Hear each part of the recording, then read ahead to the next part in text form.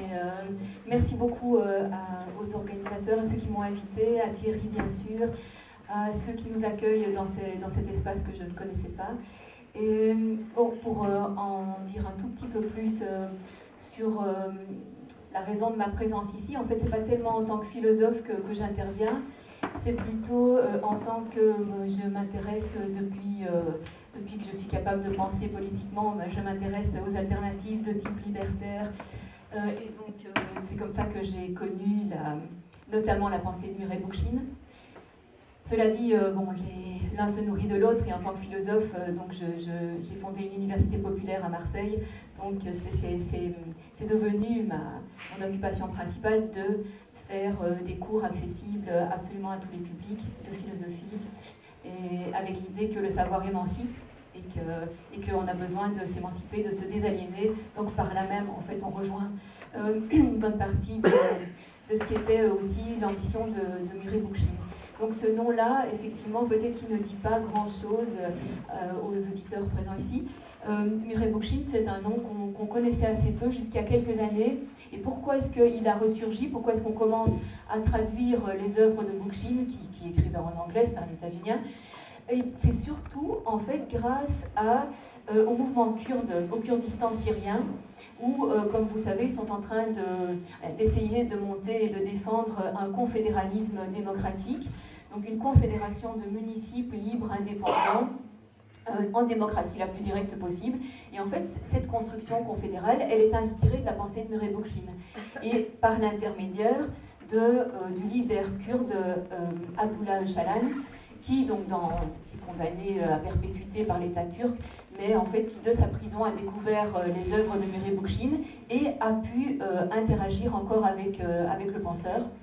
Et donc a complètement changé d'orientation, puisqu'au départ de marxiste-léniniste qu'il était, il est devenu municipaliste libertaire. Et c'est lui donc qui a proposé aux Kurdes de aussi modifier donc leur lutte pour ne pas, pour passer d'une sorte de prise de pouvoir avant-gardiste à plutôt une construction à partir d'en bas, hein, à partir d'une base municipale. Et donc c'est comme ça qu'on connaît un petit peu plus Murray Bookchin, et aussi parce qu'on commence à le traduire de plus en plus dans diverses langues. Donc il est temps peut-être aussi pour une autre raison de retrouver sa pensée, parce qu'il était peut-être en avance sur son temps, il a surtout écrit dans les années 60-70, et c'était peut-être une époque qui n'était pas mûre encore pour ce type d'idée, alors que maintenant, l'urgence écologique est telle qu'on doit absolument trouver une pensée assez radicale de changement pour sauver ce qu'il y a encore à sauver.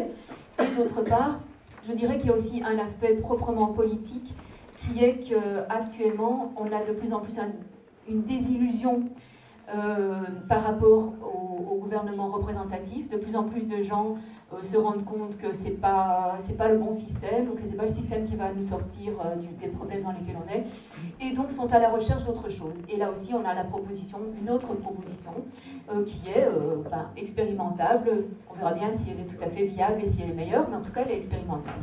Donc c'est ça que je voudrais vous proposer de passer en revue ce soir. Donc la proposition de Bookchin, qui a créé ces deux expressions, d'une part l'expression écologie sociale, et d'autre part l'expression municipalisme libertaire, qui en est le volet politique. Et vous les présentez, vous montrez en quoi c'est assez spécifique par rapport aux autres types d'écologie, et de municipalisme d'ailleurs, en quoi c'est spécifique, mais en passant par l'histoire de cette personne tout à fait étonnante. C'est quelqu'un de tout à fait étonnant. Donc, il est né en 1921, il est mort en 2006, et il était petit-fils d'émigrants russes aux États-Unis, émigrants donc assez révolutionnaires. Hein. Il est bercé déjà par l'histoire des révolutionnaires russes. Il commence à travailler très tôt. En fait, il est ouvrier, et tout ce qu'il va apprendre par la suite, ce sera un autodidacte. C'est pas un universitaire, c'est pas un intellectuel. C'est quelqu'un qui s'est vraiment instruit par lui-même dans tous les domaines qui l'intéressaient, et qui s'est mis à écrire, qui a décidé de s'emparer du savoir. Hein. C'est quelque chose qu'on essaie aussi en ce moment de promouvoir. C'est possible de s'emparer soi-même du savoir. Donc oui, comme ouvrier, il a travaillé dans la métallurgie, il a travaillé dans l'industrie automobile, et bien entendu, il s'est syndicalisé. Il est entré dans un syndicat au départ plutôt marxiste, et donc il a fait aussi son école théorique au marxisme. Donc, il a tout de suite donc compris tous les problèmes qui étaient dus spécifiquement au capitalisme, Et puis, bon, petit à petit, il a trouvé, le léninisme un petit peu trop autoritaire, il est devenu de plus en plus libertaire. Il est passé du côté libertaire, d'autant plus au moment de la Révolution espagnole, 36-39. Là, il était complètement conquis par cette manière-là de s'organiser, plutôt que par la manière, disons, centralisée, bureaucratisée, qui était celle des régimes communistes. Et il est cependant un peu déçu par le syndicalisme, même un syndicalisme très très marqué à gauche, parce qu'il se rend compte, en fait, surtout au moment de grandes grèves après la Seconde Guerre mondiale, il se rend compte que la classe ouvrière n'est plus vraiment une classe révolutionnaire. C'est-à-dire c'est une classe qui continue à être réformiste, à demander plus de partage de la richesse produite, à demander de meilleures conditions de travail et de vie, ce qui est tout à fait légitime, mais qui n'essaye plus de renverser le système pour en produire un autre, pour en construire un autre. Il est très déçu de ce fait, parce que lui, il se rend compte que il faut changer le système de manière bien plus radicale. Et il s'en rend compte pour diverses raisons.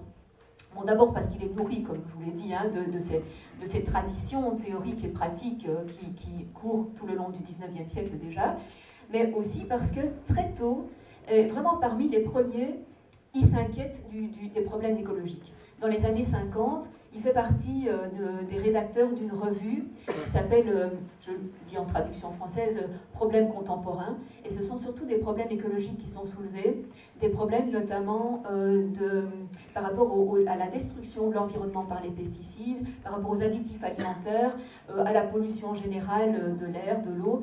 Et il fait déjà le lien, enfin il va lire énormément, et donc il arrive à montrer le lien entre ça et des maladies, de plus en plus de maladies type cancer, etc.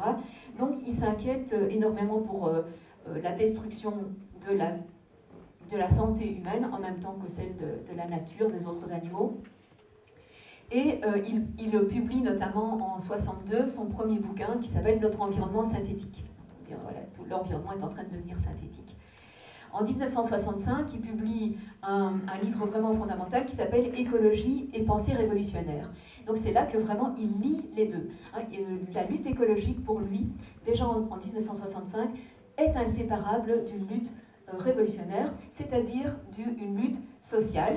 C'est à ce moment-là qu'il forge l'expression écologie sociale, pour dire toute bonne écologie doit être une écologie qui a une visée de révolution sociale. Encore une fois, on est dans un changement radical, à son avis, parce qu'il a vraiment analysé que, d'une part, le système économique dominant ne pouvait pas ne pas être destructeur, et il a analysé aussi que le système politique représentatif, donc que ce soit au niveau des États-nations ou au niveau supranational, ne fait qu'entretenir ce système économique et ne s'oppose absolument pas à lui. Éventuellement, il le régule un peu pour répartir un petit peu dans le meilleur des cas, dans les années les plus glorieuses, mais sinon, en fait, ce système ne permet pas du tout d'empêcher la destruction du haut système économique. Donc, ayant vu tout ça, il dit qu'il faut changer radicalement ce système.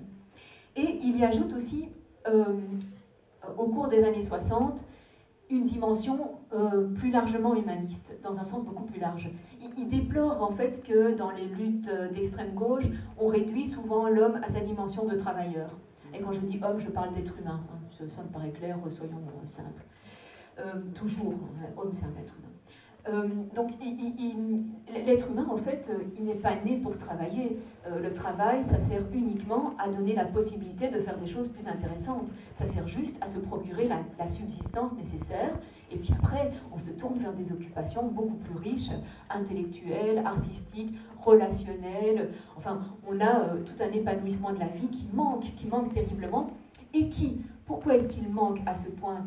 C'est aussi parce que c'est entretenu par un système qui a besoin de personnes non seulement productrices, mais consommatrices, qui a besoin que, en fait, tout ce qu'on fait en dehors du travail serve à renouveler la production, c'est-à-dire à utiliser tout ce qui est produit par le travail, puisque, en fait, on est dans un système où il faut toujours plus, il faut toujours une croissance de ce qui est produit, donc il faut écouler tous ces produits. Donc les loisirs aussi sont organisés, c'est-à-dire les loisirs sont payants. Les loisirs servent aussi à entretenir cette roue constamment en marche de la production-consommation. Et donc tout ça est une vie complètement artificielle. Et une vie où les personnes n'ont plus aucune créativité personnelle. Je veux dire, on ne crée plus sa propre vie, on est entraîné dans un cycle de choses qui se vendent et s'achètent constamment. Et donc ça s'appelle l'aliénation. Je veux dire, c'est quelque chose, c'est un concept déjà ancien. C'est l'aliénation et c'est quelque chose contre lequel il veut vraiment lutter. Et il dit, trouvons les moyens de retrouver une vie beaucoup plus pleine, beaucoup plus épanouie. Et pour faire ça, ben, qu'est-ce qu'il faut? Il faut diminuer radicalement le temps de travail. Diminuer radicalement le temps de travail pour nous permettre de faire autre chose. Donc il faut évidemment se libérer de cette obsession de l'accumulation de marchandises. On n'a pas besoin de tout ça. Donc faire une réévaluation de ce dont on a besoin. Alors jusque-là, vous me direz, bon, il y a d'autres penseurs à l'époque qui ont avancé ça. On connaît très bien, enfin on connaît assez bien les noms comme André Gorz, Ivan Illich. Bon, on est dans cette même époque où d'autres penseurs arrivent aux mêmes conclusions. Mais Bookchin va insister aussi très vite sur un autre aspect qui est le danger de la concentration dans des mégapoles de tout l'habitat, les énormes voies urbaines, les échanges de marchandises et de personnes tellement nombreux que ça consomme une énergie folle. Et donc toute cette concentration urbaine avec une spécialisation très importante des quartiers, une spécialisation qui fait qu'il est impossible de ne pas se déplacer constamment, de se déplacer entre le lieu d'habitat qui est dans un endroit spécialisé, spécialement dédié à ça, le lieu de travail qui se trouve ailleurs, parfois loin du lieu d'habitat, les lieux commerciaux qui sont encore des zones séparés. Donc tous les lieux étant séparés, spécialisés, en fait on passe son temps en transport, donc on passe son temps à créer de l'énergie, à polluer, etc. Sans compter que ça gâche la vie, évidemment, de devoir constamment faire ça. Et donc il voit, surtout aux États-Unis, les mégapoles extraordinaires avec le tout à la voiture, etc. Et donc dès les années 60 aussi, il dit qu'il faut absolument arrêter ça. Alors ça s'est pas fait, tous ces gens qui ont essayé d'alarmer n'ont pas réussi à l'époque à freiner ce mouvement qui continue encore maintenant. Il y a qu'à voir encore maintenant le nombre de luttes locales contre des projets qui sont de ce type. Des projets de nouvelles autoroutes, de nouvelles zones commerciales, de nouvelles, etc. Donc on n'en est pas encore sorti. Et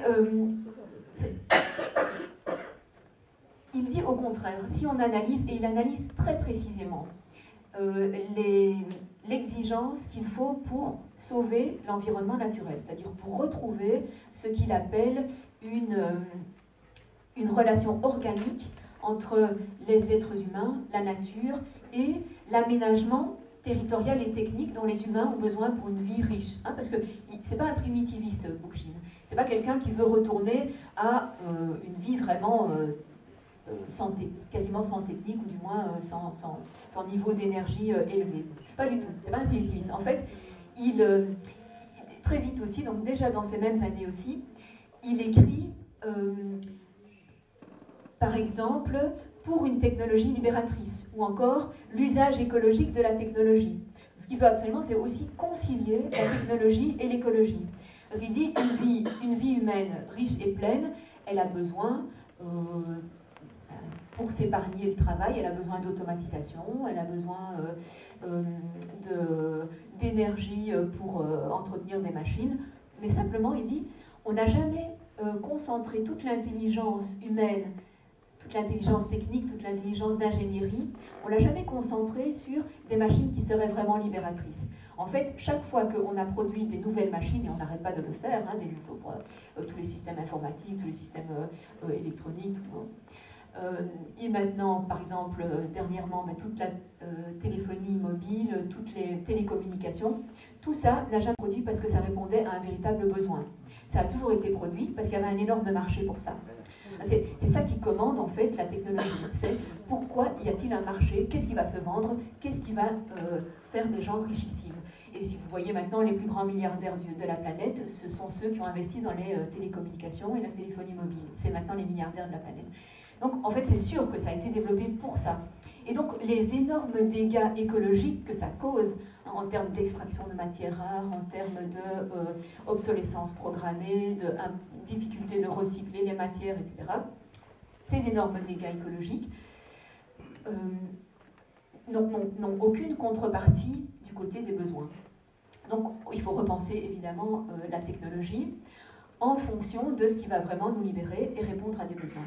Et en premier lieu, alors c'est aussi l'époque où on commence à promouvoir les énergies renouvelables, donc aussi bien éolien, solaire, marémotrice, hydrologique. Et il va donc se mettre à étudier précisément, vraiment très précisément, où en sont ces progrès techniques dans tous les États et ce que chacune des régions du monde pourrait exploiter dans ce sens. Et donc il répertorie tout ce qu'on peut faire avec du solaire, etc. à l'époque. Alors ça c'est un travail qu'il faudrait renouveler, puisque depuis lors, il y a beaucoup plus qu'on peut faire. Hein. On peut faire beaucoup plus, même si, encore une fois, on n'a pas vraiment concentré tout l'effort de recherche là-dessus. Hein, c'est pas vrai qu'on concentre l'effort de recherche sur ce type d'énergie. On le fait, encore une fois, uniquement dans la mesure où il y a un certain marché à prendre, mais pas dans l'objectif de remplacer les énergies dominantes actuelles par celles-là. Hein, c'est toujours les énergies renouvelables viennent ajouter à la consommation, viennent ajouter de l'offre de consommation plutôt que remplacer ce qui était déjà consommé. Donc c'est très problématique. Voilà, donc il propose ça aussi. Et si on met ça ensemble, en fait, si on met ensemble l'idée qu'il faut exploiter les énergies qui sont adéquates, qui sont adaptées à un certain territoire. Donc il y a des territoires où on aura plus de solaire, d'autres où on aura plus d'hydraulique, d'autres plus d'éolien, etc. Donc en fait, il faut adapter à chaque territoire précisément selon ses ressources. Il faut décentraliser les mégacités, il faut retrouver des entités qui soient complètes, qui présentent tous les aspects, enfin qui présentent des possibilités de réaliser tous les aspects de la vie, donc qui soient à la fois habitat, échange, production, sur une même petite entité. Si on veut faire tout ça, en fait, le mot commun à tout ça, c'est la décentralisation. Il faut absolument décentraliser. Ah, donc ça, c'est sa proposition dès ces années 60-70. Décentralisons au maximum pour retrouver donc, des entités où l'ensemble des habitants peuvent avoir une certaine maîtrise, une certaine compréhension et une certaine action sur leurs besoins. Donc à la fois sur les ressources qui sont disponibles, sur la manière dont ils vont les aménager et sur ce qu'ils vont devoir inventer grâce à leur intelligence pour se rendre la vie la plus libérée, la plus émancipée et la plus riche possible.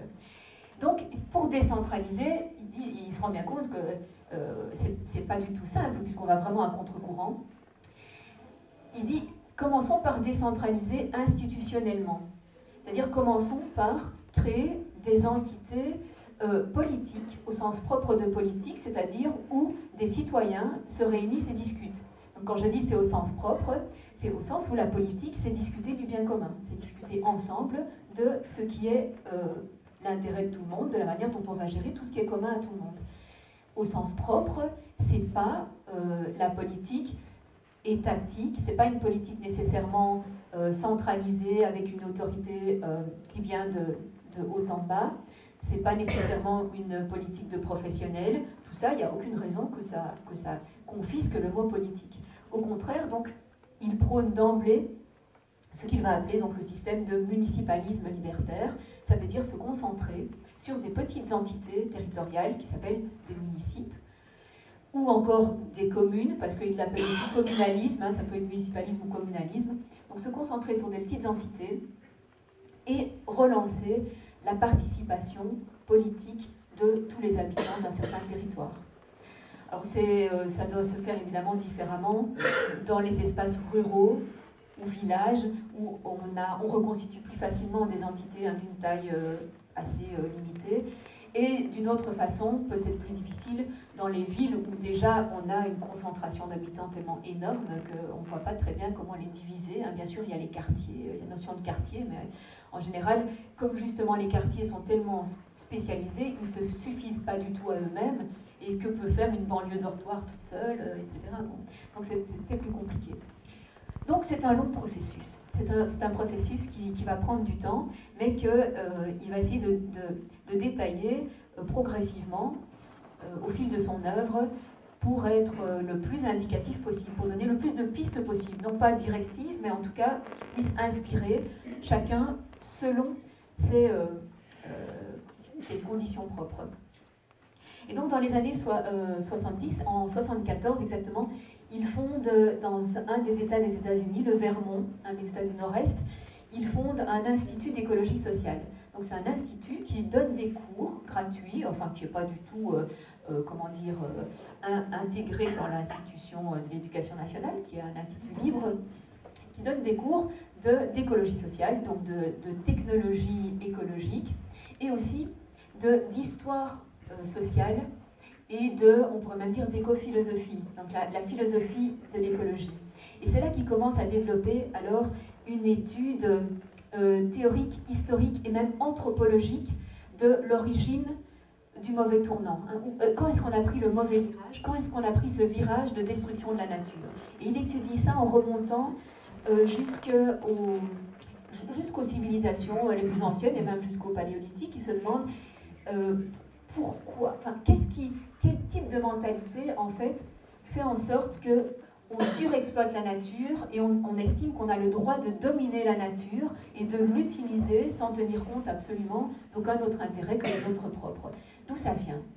Et notamment, il oppose les sociétés qui sont, comme il dit, organiques, donc des sociétés en fait tout à fait homogènes, où il n'y a pas de hiérarchie sociale, et les sociétés hiérarchiques, qui sont des sociétés donc divisées en différentes classes, peu importe de quelle façon, aussi bien à la manière des anciens Égyptiens, Mésopotamiens, etc., donc avec une classe militaire, de prêtres, de gouvernants, que les sociétés de classe qu'on connaît à l'époque moderne, qui sont des classes économiques. Donc peu importe le modèle de hiérarchie, mais en tout cas, on a là deux grands types de sociétés totalement différents, non seulement quant aux relations entre les humains, mais aussi quant aux relations humain-nature. Parce qu'il dit que dans toutes les sociétés organiques, dans toutes les sociétés homogènes, en fait, il y a un respect de la nature aussi. Et c'est comme ça qu'il en vient à sa thèse principale qui est, quand on a une absence de domination entre les humains, on a aussi une absence de domination sur la nature. Comme si c'était en fait un fait de mentalité. On ne se permet pas de dominer un autre être humain et on ne se permet pas de dominer le monde animal, le végétal, etc. On est dans une unité organique, justement, dans une harmonie où, bien entendu, on utilise la nature. Je veux dire, l'humain a le droit de vivre comme les autres et donc d'utiliser ce qu'il lui faut pour vivre. Mais ça se fait dans un échange qui n'est destructeur pour aucune des parties. Bon, on peut trouver ça par exemple chez les Indiens des deux Amériques, jusqu'à la conquête.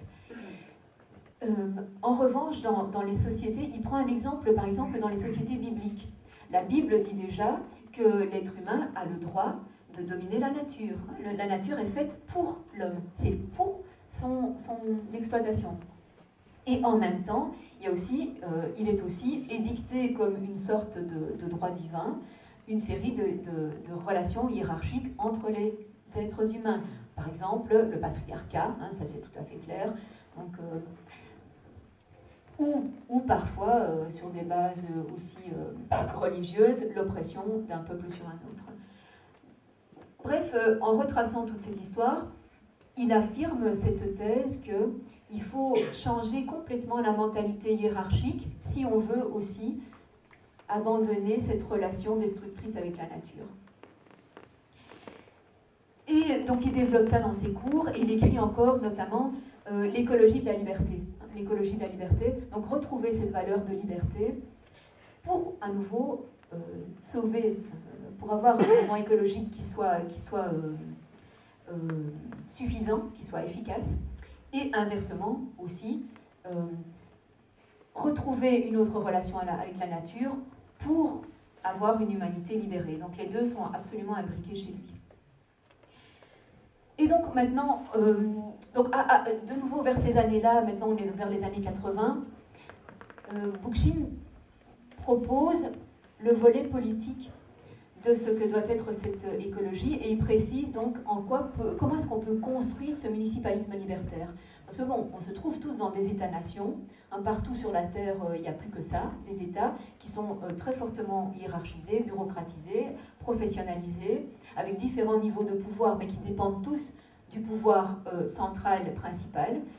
Et donc, comment retrouver du pouvoir à la base et le faire remonter et se libérer, s'émanciper du pouvoir hiérarchique d'en haut.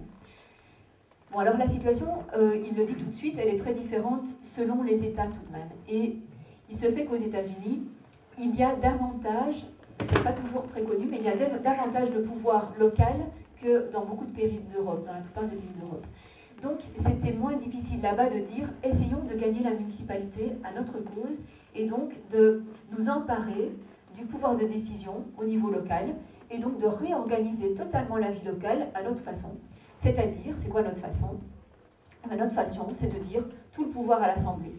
On fait une assemblée générale de l'ensemble des habitants d'une entité. Donc alors là, il faudra évidemment déterminer quel est le bon nombre de personnes qui puissent se rassembler, donc pour qu'on n'ait pas une multiplicité trop importante de toutes petites assemblées, mais en même temps qu'on ait la possibilité de tous se parler. Donc en fait, il faut qu'on ait une démocratie directe, comme il dit, face à face. On ne discute jamais mieux que face à face. Il faut qu'on soit ensemble. Même si à l'époque, il commençait à y avoir des moyens, bon, ça commençait seulement, des moyens d'échange à distance, ils pensent que c'est pas du tout une bonne idée. Et maintenant, ça revient souvent à l'idée, on pourrait utiliser les moyens, Internet, etc., pour discuter, mais en fait, on sent bien que c'est pas pareil. Quand on doit le faire, on se rend compte qu'on n'y arrive pas. C'est plein de malentendus, il n'y a pas cette relation de sympathie, tout ce langage non verbal, enfin tout ça. Et donc, il faut faire des assemblées en démocratie directe, il faut se voir, il faut se parler. Donc, ok, déterminons, je ne sais pas combien de centaines de personnes, par exemple, peuvent se réunir et s'entendre et s'exprimer et prendre des décisions ensemble. Essayons de retrouver ça. Alors pourquoi est-ce que c'est intéressant et pourquoi est-ce que ça peut nous permettre d'avancer vers à la fois l'objectif écologique, sauver nos relations avec la planète et la planète elle-même, et avancer vers le côté aussi amélioration sociale. Parce que toute cette hiérarchie qui est à la fois politique et économique, elle engendre énormément de souffrance sociale. Inutile de rappeler le mouvement des Gilets jaunes à l'heure actuelle, mais enfin, avant que ça éclate de cette façon-là, cette souffrance sociale, elle était déjà très fort ressentie. On essayait déjà d'y répondre de certaines manières, enfin de trouver des alternatives. Donc lui, il dit aussi, il faut absolument supprimer cette énorme oppression sociale et qui passe par la propriété, qui possède et qui ne possède pas, qui est obligé de se vendre et qui achète les gens et leur force de travail. Donc, pourquoi est-ce qu'il pense que des petites entités de démocratie directe feraient beaucoup mieux, réaliseraient beaucoup mieux ces objectifs que des grandes entités comme les États? Eh bien, parce qu'il dit, en fait, quand on est tous ensemble et qu'on doit tous prendre une décision sur un intérêt commun, c'est-à-dire par exemple comment on va aménager le territoire, quelle partie on va allouer à la production agricole, qu'est-ce qu'on va décider comme type d'énergie qui nous est nécessaire, qu'est-ce qu'on veut produire, quel type de technique on veut utiliser, et puis comment est-ce qu'on veut que fonctionne notre école, comment est-ce qu'on veut que fonctionnent nos échanges d'aliments, est-ce qu'on veut que ce soit du troc par exemple, comment est-ce qu'on veut. Donc si on doit décider de tout ça en commun, forcément on est obligé de tous s'écouter et de tenir compte du point de vue de chacun. C'est pas possible à ce moment-là de dire à quelqu'un qui est en face de toi, je ne tiens pas compte de ton intérêt, je ne tiens pas compte de ton avis. C'est impossible. La personne est en face de soi, on doit dire ah ben oui c'est vrai, t'as raison, toi si on fait ça, ben, tu vas être trop lésé, on peut pas le faire. Toi si on fait ça, tu vas être trop lésé, on peut pas le faire. Et de cette manière-là, en fait, on évite qu'il y ait des gens qui lèsent complètement les autres. Dans ce système, ce n'est pas possible de léser les autres. Bon, maintenant, comment on y arrive? Parce que vu la situation actuelle, on est à l'opposé de ça. Hein, on est dans une situation où tout vient d'en haut politiquement. J'entends une suggestion, mais... et économiquement, on est prisonnier évidemment de très très grandes différences de propriété. Et c'est très difficile d'avoir la propriété de ses propres moyens de production, c'est-à-dire d'avoir quelque chose qui nous suffise pour vivre, qui soit à nous, et qui nous permette donc d'être indépendants et de ne pas devoir entrer dans cette spirale infernale hein, du salariat, ou du chômage, ou de l'assistanat de l'État. Donc, en fait, sortir de ça, c'est vraiment pas évident. Donc, comment y arriver? De fait, il y a un moment où on sait bien qu'un certain rapport de force est nécessaire. Enfin, de toute façon, un certain rapport de force est nécessaire. Alors, quel type de rapport de force? Je veux dire, rapport de force, puisque les gens qui possèdent actuellement, et je veux dire qui possèdent aussi bien les richesses et les moyens de produire des richesses que ceux qui possèdent le pouvoir politique, ils ne vont pas le donner, ils ne vont pas le redistribuer, volontairement ils ne le feront pas. Donc c'est pour ça qu'il faut un rapport de force. Donc il faut effectivement à un moment s'opposer et dire maintenant nous on est plus nombreux et on va vous forcer à nous rendre ce que vous avez accaparé, hein, privatisé et qui était du commun. Alors ce rapport de force il peut être compris de plusieurs façons. Évidemment, en ce moment il est certain que le rapport de force, comment dire, physique ou armée n'est pas du tout à notre avantage. Hein. C'est vraiment pas encore le moment, c'est pas mûr. Mais on peut faire un rapport de force politique et donc de pression en constituant justement des assemblées qui montrent qu'elles sont légitimes. Donc on peut avancer en montrant que la légitimité est de notre côté et en montrant de plus en plus qu'au contraire, les institutions telles qu'elles sont illégitimes. Illégitimes parce qu'elles sont accaparatrices, parce qu'elles privent la plupart des gens de leur pouvoir sur leur propre vie. Donc montrer qu'on est légitime. Comment?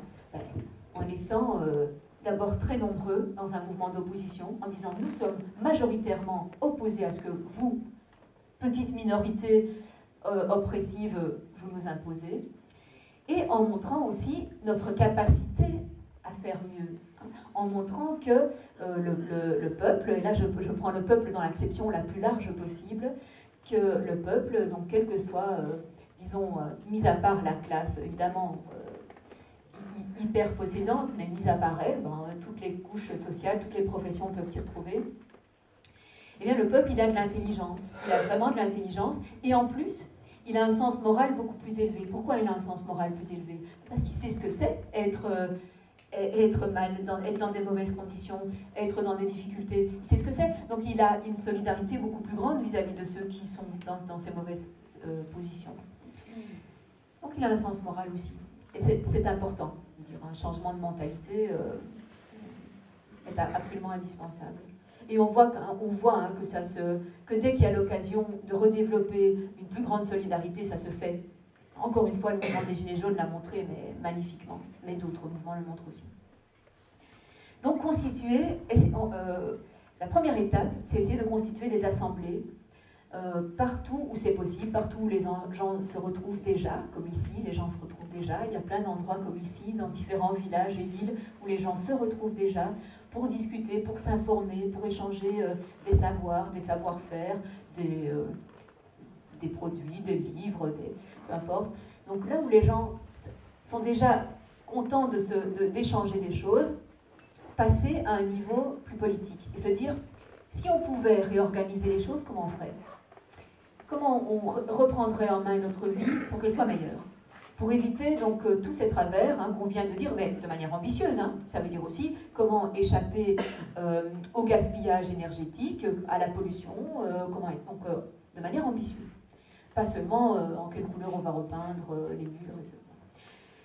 Et donc ces assemblées, les constituer de manière très formelle, très formalisée, en disant nous sommes l'assemblée citoyenne de tel quartier ou de tel village, et nous avons une légitimité en démocratie directe, parce que nous discutons, nous prenons en compte, nous allons nous informer sur chaque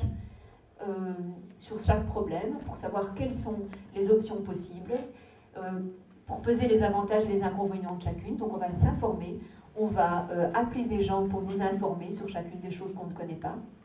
On va consulter, donc, et puis on va délibérer, et on va voir ce qu'on veut faire. Alors évidemment, au départ, cette délibération n'aura pas de pouvoir. Elle va peut-être aboutir sur ce qui serait vraiment le mieux, ce serait qu'on s'organise de telle ou telle façon, mais elle ne pourra pas le faire, puisque ce n'est pas elle qui a le pouvoir. Mais qu'est-ce qu'elle peut faire? Alors là, il y a deux possibilités. Et là, je parle toujours de Bookchin. Hein. Je suis en train de vous dire ce que lui a développé progressivement, mais là, on est déjà dans les années 90 quand il développe tout ça. Il y a deux manières, deux grandes manières. Après, bon, on peut, selon les circonstances, trouver des adaptations, bien sûr. Et la première manière, c'est carrément d'essayer de s'emparer du pouvoir municipal par les urnes. Hein, donc, de se dire, à l'occasion d'une campagne municipale, ça tombe bien, il y en a justement une, eh bien, on va essayer que cette assemblée qui rassemble déjà des gens qui sont convaincus, un certain nombre de personnes, on va essayer de l'étendre en diffusant le message par tous les moyens, réseaux sociaux, même du porte-à-porte, réunions, on appelle, etc. Bon, par tous les moyens, il faut avoir de l'imagination. Donc on va essayer de l'étendre et on va dire, ben voilà, on dépose une liste au municipal, une liste qui est la liste de l'Assemblée citoyenne, avec l'idée que si cette liste emporte les élections municipales, immédiatement elle donne tout le pouvoir à l'Assemblée. C'est-à-dire qu'est-ce qu'elle devra faire? Elle devra officiellement laisser les institutions officielles de l'État, les institutions légales, obligatoires, comme une sorte de paravent, hein, comme une façade, parce que sinon, évidemment, elle serait cassée par le niveau supérieur. Donc il faut garder ça, il faudra faire des rapports de conseils communaux, etc. Bon, pas de problème. Mais les décisions seront vraiment prises par l'Assemblée en démocratie directe. Donc ça, c'est une possibilité qui peut exister dans des entités où une liste de ce type, éventuellement, peut gagner des élections. Pour tout de suite mettre en garde, comme l'a fait Bookchin, et pour ne pas confondre avec d'autres types de propositions qui commencent à fleurir en ce moment, il ne faut pas se risquer dans des listes mixtes, dans des listes conjointes avec des professionnels de la politique, ou entrer dans des listes où on pourra en discuter. Hein, évidemment, c'est un point à discuter. Mais la proposition est celle-là. Ne pas risquer, en fait, ce que le mouvement des Verts, hein, le mouvement des Verts dans les années 80, en fait, a vécu pour sa perte, hein, puisque deux mouvements qu'il était, assez puissants, avec des propositions assez radicales, en fait, il a été coopté par le monde politique, il a pensé que c'était plus efficace d'avoir une petite part dans une coalition politique, hein, une part dans une coalition, et il s'est fait constamment, mais alors constamment, gruger, évidemment par plus habile que lui, parce que de toute façon, nous qui avons des scrupules, qui avons de l'honnêteté, on va toujours se faire avoir par ceux qui n'ont aucun scrupule, aucun respect de la parole donnée, et donc en fait, il va nous arriver la même chose. Il va nous arriver la même chose que ces mouvements verts. Donc il ne faut pas le faire. Il ne faut pas entrer dans une coalition, on va se faire avoir si on y va. Donc si on n'est pas dans une situation où on peut gagner les municipales et donner tout le pouvoir à l'Assemblée, si on n'est pas dans une situation comme celle-là, alors il vaut mieux dire on continue l'Assemblée et on fait la même chose, le même effort de la rendre plus nombreuse, de décider qu'est-ce qu'on ferait pour telle et telle question vraiment pratique, importante et ambitieuse, mais le résultat de la délibération qui aura lieu à ce moment-là, on va s'en servir pour faire pression sur le pouvoir qui est toujours là pour le moment, sur le pouvoir municipal qui est toujours là. On va faire pression et on va dire, regardez combien on est des milliers à avoir dit ceci, on est des milliers à être d'accord, à avoir délibéré, à nous être informés, à avoir envisagé les meilleures solutions, et on vous dit la meilleure solution c'est celle-ci. Alors on va forcer donc le plus possible le pouvoir municipal à accepter ces modifications dans ce sens, en espérant évidemment que petit à petit, les gens, voyant que ça bouge, se joindront au mouvement, voyant que c'est efficace, se joindront au mouvement, et qu'aux municipales suivantes, on remportera. Et donc il y aura vraiment le pouvoir à l'Assemblée. Donc, voilà les étapes. Après, on pourra discuter éventuellement de questions plus pratiques. Mais une chose encore à ajouter pour terminer le tableau de ce fonctionnement de démocratie directe. Évidemment, tout ne peut pas se passer seulement au niveau local, au niveau municipal. Il y a beaucoup de décisions qui doivent se prendre à un niveau un peu plus large, à un niveau régional, territorial. Et donc, immédiatement, il faudra que ces petites entités, qu'elles aient pris le pouvoir municipal ou qu'elles soient simplement une assemblée de pression, il faut qu'elles se fédèrent entre elles, ou plus exactement qu'elles se confédèrent, parce que la confédération, c'est une structure très très peu formalisée, très très peu figée.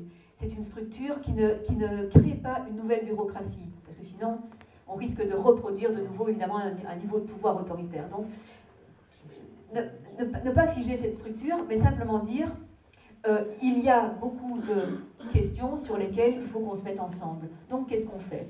Comme on ne peut pas se réunir à plus de quelques centaines, voire un millier, bon, on ne peut pas plus, alors on peut accepter de mandater des délégués. Hein, parce que chaque assemblée mandate des délégués, mais avec un mandat qu'on appelle impératif, c'est-à-dire que le délégué dit simplement, rapporte simplement ce qu'a décidé son assemblée.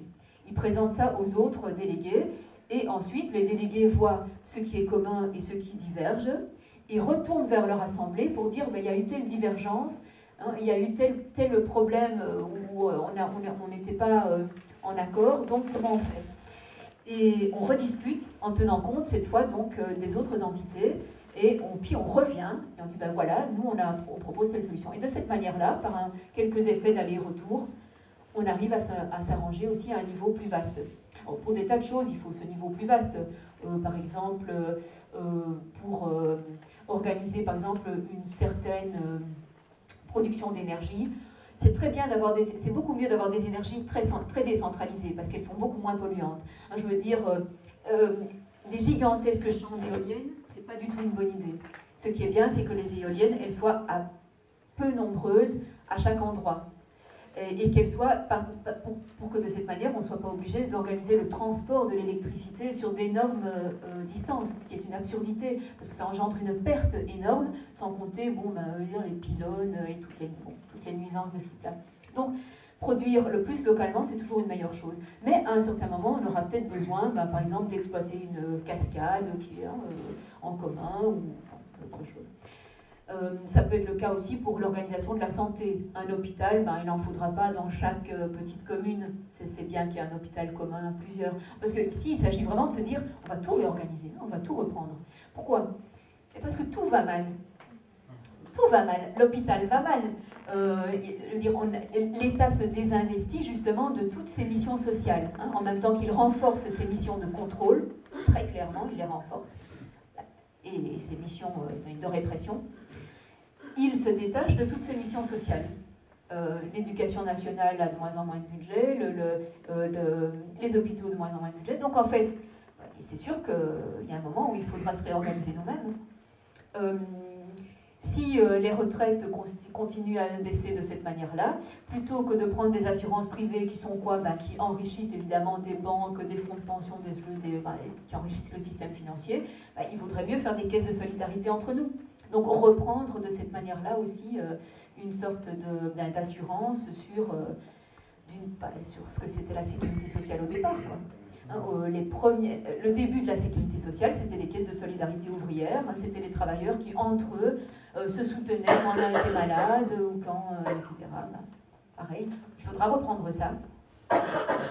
Donc tout ça, évidemment, doit être coordonné à un niveau un petit peu plus large que la municipalité. Donc on peut, comme vous voyez, là, je pense que je vais déjà, arrêter la description théorique de la proposition de Bookchin. Juste terminer alors sur peut-être ce qu'il a fait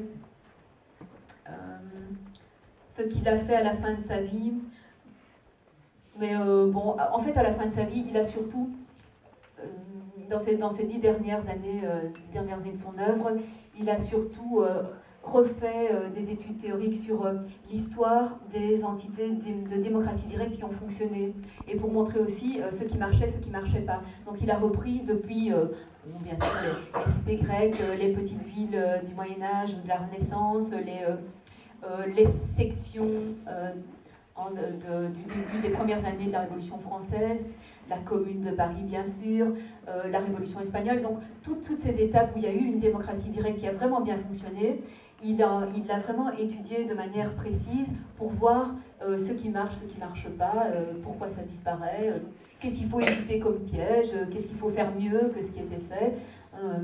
Donc il a renforcé de cette manière-là son étude et il a aussi pris soin de bien distinguer sa proposition de toutes celles qui lui ressemblent mais qui ne sont pas ça, notamment en termes d'écologie. Se distinguer donc d'une écologie qui serait radicale dans un sens anti-technologique. Et ça, il y a pas mal de mouvements qui sont dans ce sens-là encore actuellement aussi, enfin qui ressurgissent dans ce sens. Il y a une tendance technophobe hein, de certains milieux écologistes, probablement pour des raisons plus de malentendus qu'autre chose, c'est-à-dire parce qu'ils ne croient pas qu'il soit possible d'avoir des techniques non destructrices, non polluantes et conviviales, comme disait Illich. Hein. Technique conviviale, c'est une technique qui n'a pas besoin nécessairement de super experts séparés de la population, mais au contraire qui soient des techniques que chacun puisse à peu près comprendre et donc sur lesquelles chacun puisse se prononcer, parce que c'est important de comprendre comment ça marche pour se prononcer, pour qu'on ne puisse pas justement nous gruger hein, en disant c'est certainement celle-là qui est la meilleure, ou même c'est la seule possible, etc. Donc il s'est distingué de ce type d'écologie technophobe ou primitiviste, et aussi il a insisté donc sur une distinction avec l'environnementalisme. Il propose hein, de appeler environnementalisme ce qui est simplement une gestion un peu plus prudente et un peu plus intelligente des ressources naturelles, mais à la seule fin de mieux se les préserver, c'est-à-dire à la seule fin de ne pas couler tout de suite. C'est ce qu'on appelle maintenant le capitalisme vert, c'est-à-dire de rien changer au cadre, mais essayer de limiter un peu les dégâts et essayer d'exploiter de manière un petit peu moins destructrice. Mais donc cet environnementalisme-là, pour lui, c'est une impasse parce que de toute façon, à très court terme, ça va montrer que c'est incapable d'arrêter le mouvement. Hein. Pourquoi? Alors là, je me permets encore une toute petite, peut-être que c'est inutile, mais bon, voilà. Tout petit point très théorique sur l'économie capitaliste. En fait, pourquoi est-ce qu'un capitalisme vert est une illusion? C'est parce que même s'il s'agit de développer des nouveaux produits qui soient en principe hein, moins polluants ou renouvelables, etc., en fait, pour le capitalisme, il s'agit toujours de trouver un nouveau marché. C'est-à-dire, lui, de toute façon, il va produire ça pour pouvoir renouveler de nouveau son offre et ressusciter une demande et donc continuer à relancer sa croissance. Parce que croissance, ça veut dire quoi? Ça veut dire la croissance, pourquoi est-ce qu'elle est nécessaire absolument au capitalisme et pourquoi avec une décroissance il est mort? C'est parce que, à cause de la concurrence, si des entreprises n'ont pas chaque fois quelque chose de plus à proposer que leurs concurrents, ou quelque chose de mieux, ou quelque chose de nouveau par rapport à leurs concurrents, leurs produits vont progressivement stagner, ou leurs ventes vont stagner ou avoir tendance à diminuer, et leurs actionnaires vont retirer leur argent et le mettre ailleurs, et donc ils vont couler. Et tout le problème vient de ce problème d'actionnariat. C'est ça le fondement du capitalisme, c'est l'actionnariat. C'est pas seulement la relation marchande, ou même pas seulement le productivisme, parce qu'on pourrait imaginer un productivisme, par exemple, dans un système d'économie nationalisée et contrôlée par l'État. Ça n'empêche absolument pas le productivisme. Je veux dire, les pays de l'ex-bloc soviétique, c'était du productivisme extrême, sans capitalisme actionnaire. Mais ce qui est typique du capitalisme, c'est l'actionnariat. Et cet actionnariat, c'est super dangereux. C'est à cause de ça qu'en fait, il faut tout le temps mettre sur les marchés des nouveaux produits et tout le temps faire pression sur les prix pour les vendre. Et pression sur les prix, puisqu'on ne peut pas faire pression sur les dividendes des actionnaires, alors la pression sur les prix, ce sera sur les travailleurs, bien entendu. Leur demander toujours plus pour moins. Et pression sur l'environnement en prenant toujours moins de précautions ou des précautions fausses, illusoires. Donc voilà pourquoi c'est impossible dans ce cadre de s'en sortir. Donc ça aussi, c'est quelque chose qui a été développé par la théorie de Bookchin. Et donc je propose qu'à partir d'ici, on réagisse plutôt entre nous selon les choses les témoignages que vous avez à donner, ou les expériences que vous connaissez, ou les approfondissements éventuellement que vous souhaiteriez, que ce soit plus par dialogue, à partir d'ici. Merci pour votre